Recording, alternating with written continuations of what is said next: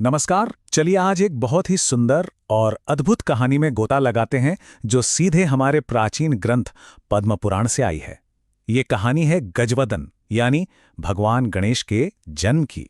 तो सवाल ये उठता है कि क्या खेल खेल में की गई कोई चीज एक पूजनीय देवता को जन्म दे सकती है? पद्म पुराण की ये कहानी हमें बताती है कि हाँ, बिल्कुल हो सकता है। तो हमारी कहानी की शुरुआत होती है हिमालय की शांत और खूबसूरत वादियों से।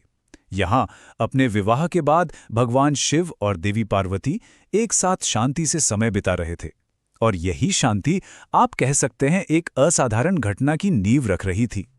हाँ, तो ये जो कथा है ना, ये पद्म पुराण के सृष्टि खंड से ली गई है, यानी वो हिस्सा जो पूरी तरह से सृष्टि और रचना की कहानियों के बारे में है। तो हम जो भी जान रहे हैं वो सीधे इसी प्राचीन ग्रंथ से आ रहा है। अच्छा, कहानी में आगे बढ़ने से पहले एक चीज समझनी बहुत जरूरी है। उपटन ये एक तरह का पारंपरिक लेप होता है जिसे शरीर को साफ करने के लिए इस्तेमाल किया जाता है, और यही हमारी कहानी का केंद्र है। तो होता यह है कि देवी पार्वती स्नान की तैयारी कर रही थीं और उन्होंने अपने शरीर पर यही उपटन लगाया। सुनने में ये एक बहुत ही सामान्य सी बात लगती है ना? लेकिन इसी से कुछ चमत्कारी होने वाला था। और देखिए, यहीं से कहानी दिलचस्प हो जाती है। पार्वती जी ने बचे हुए उपटन से बस यूं ही खेल खेल में एक पुरुष की आकृति बना दी, लेकिन उन्होंने उसे कोई साधारण सिर नहीं दिया, बल्कि एक हाथी का सिर दिया, यानी कि गजमुख। और अब आता है कहानी का वो मोड़, वो टर्निंग पॉइंट, जहां मिट्टी का एक खिलौना जिंदा हो जाता है। और इस चमत्कार के पीछे है पवित्र गंगा नदी की शक्ति। तो बस मन बहलाने के लिए पार्वती जी ने उस गजमुख आकृति को गंगा के पवित्र जल में बहा दिया। ये एक छोटा सा चंचल सा काम था, पर इसका नतीजा बहुत बहुत बड़ा निकलने वाला था। पद्म पुराण बताता है कि जैसे ही वो आकृति पवित्र जल को छूती है, वो अचानक एक विशालकाय प्राणी में बदल जाती है। ये एक शक्तिशाली और आप कह सकते हैं पलक झपकते ही हुआ एक बदलाव था। तो इस चमत्कार का कारण क्या था? ये था गंगा का पवित्र जल, जिसे जीवन देने वाली शक्ति माना जाता है, और इसी जल ने उस निर्जीव लेप में प्राण फूंक दिए थे। इस दिव्य रचना के बाद अब बारी थी इस नए प्राणी को परिवार में अपनाने की, उसे स्वीकार करने की। अपनी बनाई हुई चीज को जिंदा देखकर पार्वती जी ने एक पल भी नहीं सोचा। उन्होंने फौरन उसे अपना पुत्र कहकर पुकारा, और बस उसी क्षण माँ और बेटे का एक रिश्ता बन गया। और पता है, यहां एक बहुत ही दिलचस्प और खूबसूरत बात सामने आती है। दो माताओं की भूमिका। एक तरफ थी पार्वती जी, जिन्होंने शरीर बनाया, और दूसरी तरफ थी गंगा मां, जिन्होंने उसमें जान डाली।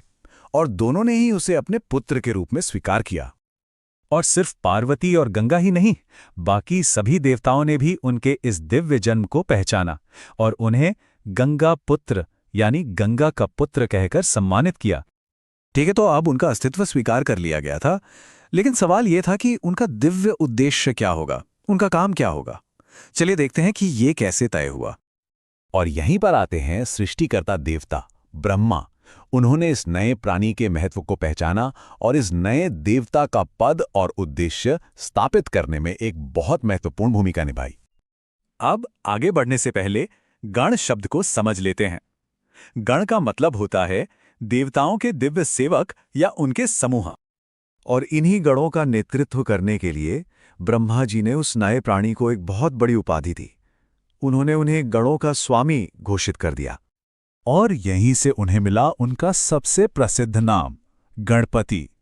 गण मतलब गण और पति मतलब स्वामी, यानी गणों के स्वामी।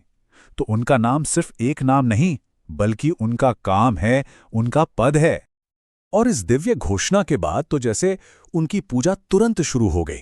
न केवल देवताओं ने, बल्कि मनुष्यों ने भी उन्हें एक प्रमुख देवता के रूप में पूजना शुरू कर दिया। तो सोचकर देखिए, ये यात्रा कितनी अविश्वसनीय है। एक साधारण से उपटन और पार्वती जी के एक चंचल पल से एक ऐसे देवता का जन्म हुआ जिनकी आज पूरी दुनिया में पूजा होती है। और ये हमें सोचने पर मजबूर करता है ना। ये अद्भुत कहानी तो सिर्फ पद्म पुराण की है। सोचिए, दुनिया के सबसे प्रिय और सबसे ज्यादा पहचाने जाने वाले देवताओं में से एक गणेश जी के बारे में ऐसी और कितनी ही अनसुनी कथाएं होंगी जो बस खोजे जाने